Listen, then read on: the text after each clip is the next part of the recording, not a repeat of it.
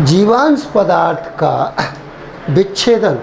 अब जीवांश पदार्थ जो जंतु हैं, वनस्पति हैं, इनका भूमि में निर्माण में करने से, इनके विच्छेदन से हमारी मृदा पर क्या प्रभाव पड़ता है, इनको प्रभावित करने के लिए जो कारक हैं, ये आपको 7 बिंदु हैं। इन 7 बिंदुओं से हमारी मृदा का किस प्रकार से प्रभावित होती है, किस तरह से इसका निर्माण में सहायक भी होती है और प्रतिकूल होती है। मृदा नमी। यदि जीवांश पदार्थ जो जीव जंतु है और वनस्पतियां हैं, पेड़ पौधे हैं, टहनियाँ हैं और कोमल पत्तियां हैं, इनमें पदार्थों की प्रकृति, यदि पौधे की अधिक आयु वाला है तो इस अधिक आयु वाले पौधे के जीवांश पदार्थ में आपको जो है सेलुलोज, हेमी सेलुलोज, स्टार्च और शर्करा में कम होती है, जिससे विच्छेदन कम प्राप्त होता है। और यदि सरसता हो, पौधे कम आयु वाले हों और जिसमें शर्करा की जो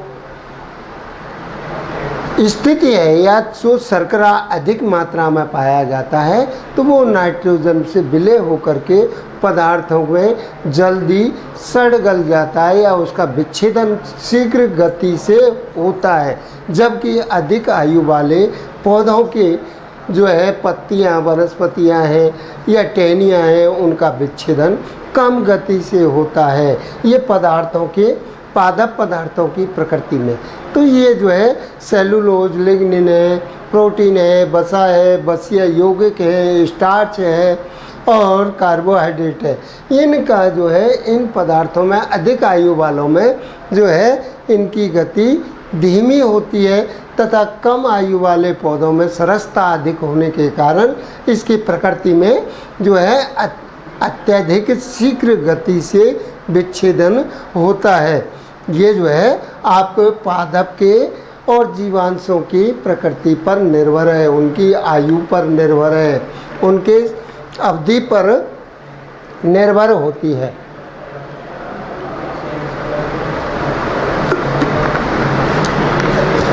इसी तरह यदि मृदा में नमी, अगर भूमि के अंदर नमी अधिक मात्रा में है तो आपके मृदा पदार्थों का विच्छेदन धीमी गति से होगा। और यदि मृदा में कम नमी की होगा तो इसमें जो जीवाणु हैं, जो बैक्टीरिया है, जो एक्टिनोमाइसीट्स है, फंगस है, फंजाई है, इनका विच्छेदन शीघ्र गति से होता है।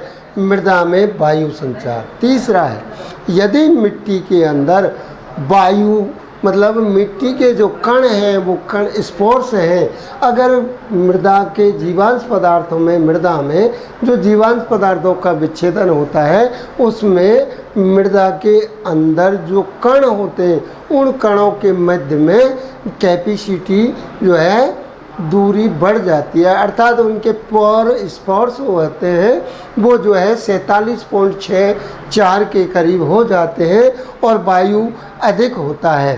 तो इसमें वायु में जो है आपका संचार अधिक होने के कारण मृदा में जो है विच्छेदन अधिक होता है। और विच्छेदन अधिक होने के कारण ये आपकी शीघ्रता से, और यदि वायु संचार की गति कम है, अम्लीय है या उनमें उन कणों के मध्य में जो है गैप कम होता है, वायु कम होती है, ऑक्सीजन कम होती है, तो उनका विच्छेदन मंद गति से होता है। इसी तरह मृदा ताप है।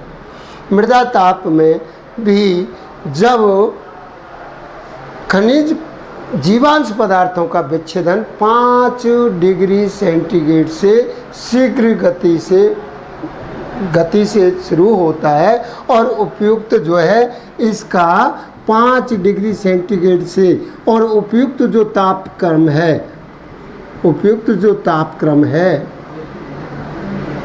वो 30 से 40 डिग्री सेंटीग्रेड होगा तो तो उसमें शीघ्र गति से जो है आपका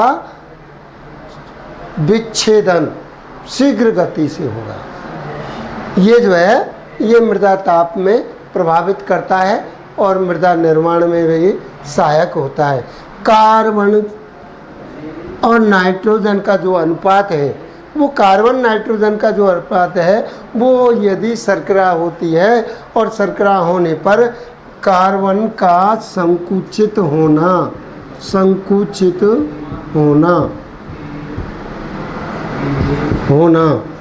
तो इसमें जो है विच्छेदन गति जो है धीमी गति से होता है, शीघ्र गति से होता है। और यदि इसमें CN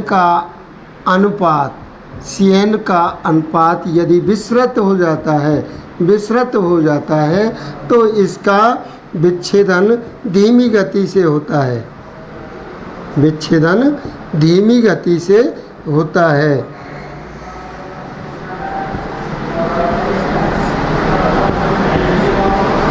इसी तरह एक और रह गया मृदा जल धारण क्षमता।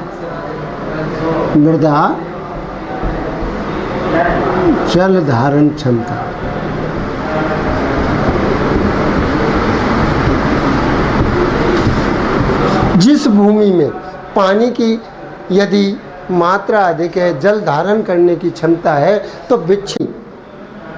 यदि भूमि की पोटेंशियल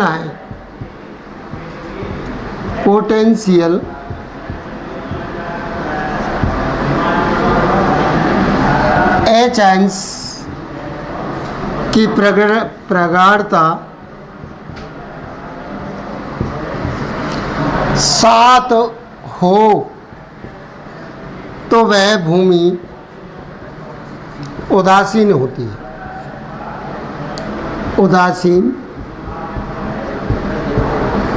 है।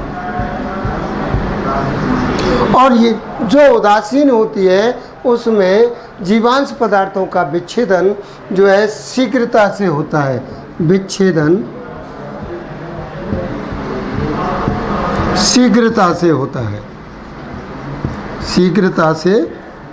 है।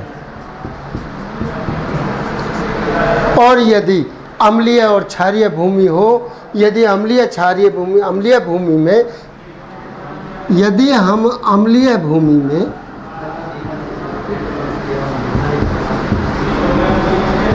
कैल्शियम की मात्रा अगर मिला देते हैं तो इस कैल्शियम में मिलाने से जो है भूमि का सुधार होता है और सुधार होने से इसमें धीमी गति के अलावा इसमें विच्छेदन मिलाने से विच्छेदन जो है शीघ्र होता है।